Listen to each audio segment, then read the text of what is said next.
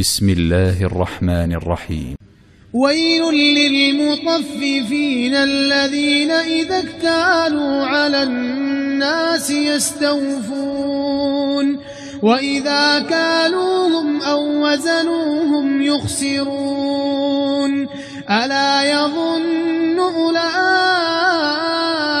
أنهم مبعوثون ليوم عظيم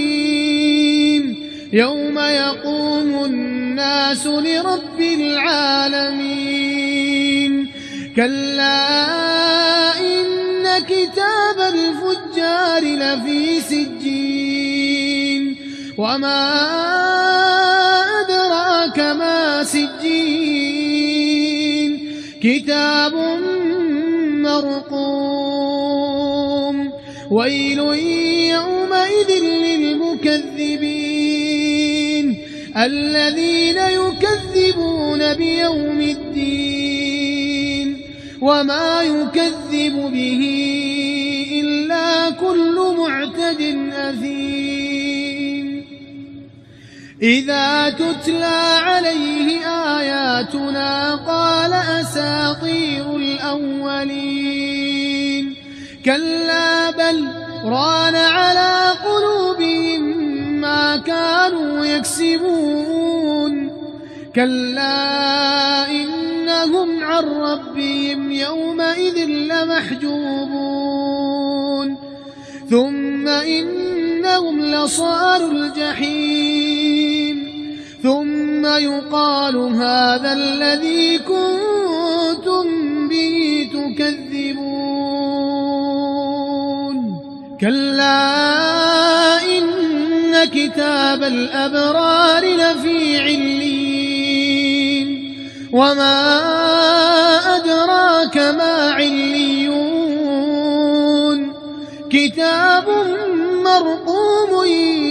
يشهده المقربون إن الأبرار لفي نعيم على الأرائك ينظرون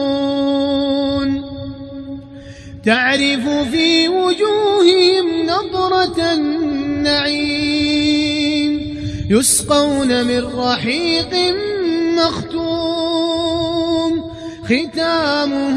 مسك وفي ذلك فليتنافس المتنافسون ومزاجه من تسنيم عينا